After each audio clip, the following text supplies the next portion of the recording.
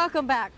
If Asia were to receive a report card on how well it fares in terms of environmental awareness, the comment would probably be, must try harder.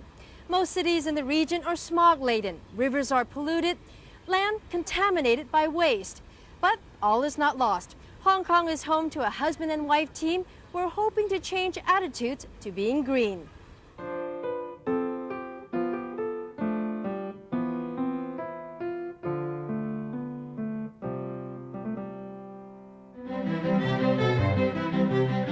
The Asian work ethic, for many, it's the road to success, making money, getting ahead, buying the best.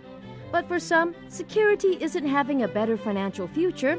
It's all about investing in the city's most fragile asset. I think my personal aim, I know deep down that in my lifetime, the environment is not going to be protected. 5 years ago, Clement Lam traded in his suit and tie for more than just adventure.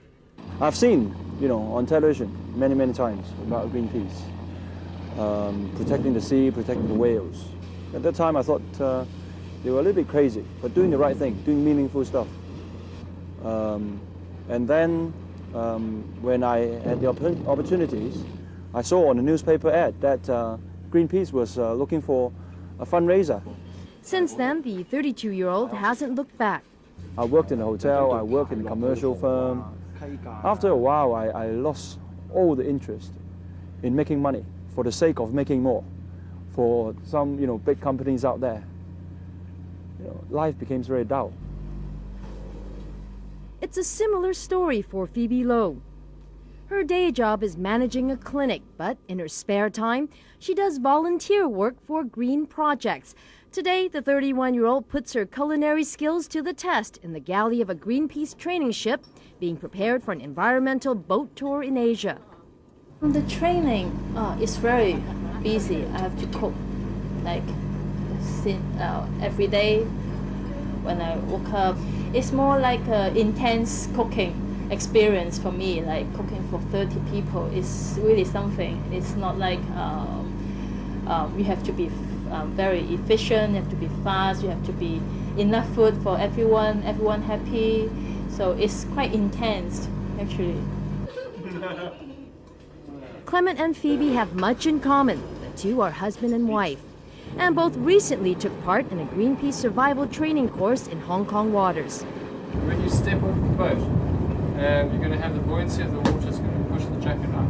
The Arctic Sunrise is one of Greenpeace's battleships, carrying eco-warriors to environmental fronts around the world.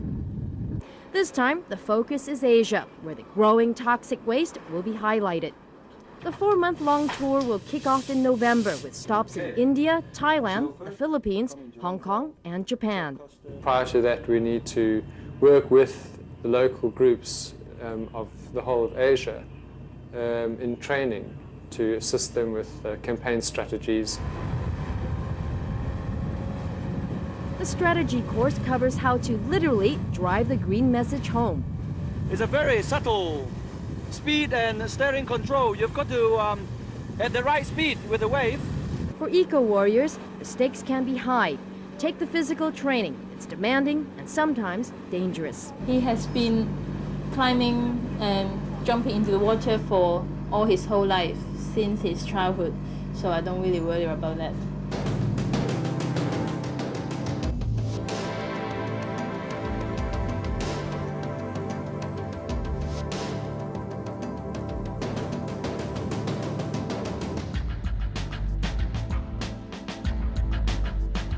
Activists often face confrontation, even arrest. It's something Clement knows firsthand. We were investigating into a ship. It is being imported into China for, breaking it down, recycling it. But in the name of recycling, a lot of environmental degradation would be caused because the ship is filled with toxic waste, asbestos, so on. After documenting the shipbreaking in China, Clement and his colleagues were detained by authorities. We were caught by the shipbreaking yard, filming without permission, taking photographs without permission, and therefore we were stopped for a few hours. After they've checked what we're up to, then they release us. Although their work is unconventional, Clement and Phoebe have gotten plenty of support from their families. Both make up part of Asia's small but growing number of native environmentalists trying to keep their home green. Do you think most people realize how serious the problem is in Hong Kong? I don't think so. The people in Hong Kong, they just think of the money. They can get money from it, and then they don't really aware of the ecosystem in Hong Kong. Although there's not many left, but still we have to protect it. Today, they're off to see if Hong Kong's rare green turtles are laying their eggs at an outlying island. It's not long before they come across an armada of fishing boats. What's your first thought when you see so many fishing trawlers out here? There are weights underneath the net, and it is possible that they would draw along the seabed, so destroying coral, seagrass. That is essential for the growing of the fish. Be ready to jump. I'm going to go there. It's inspection time to see if the green turtles are using this polluted beach to lay their eggs. And so we're looking for tracks on the sand. If we find tracks that is very square, it's sort of like a tank, driving up the footprints. But instead of footprints, you cannot see the footprint. You see tank tracks is a long circular thing with horizontal, tracks going up. And then at the end, you see a little tail, the mark of a tail, dragging. So far, no sign of any tracks. It seems pollution is taking its toll here and elsewhere. If I were the turtles, I would find a prettier beach to lay my eggs. But apparently, they don't mind that. And some members of the Marine Conservation Society said that when they were in Malaysia, they saw, the turtles would crawl across the rubbish and In Malaysia. In Malaysia. Another culprit is ignorance. As I heard, some villagers, they will dig up the eggs and then they will just either sell it or they eat it. They claim it is some kind of Chinese medicine. It's good for their health. I think they need to be re-education about this. But now it's all gone, almost gone, so they don't have many left. It's understood Hong Kong boasted nearly a dozen sites where turtles gravitated to lay their eggs.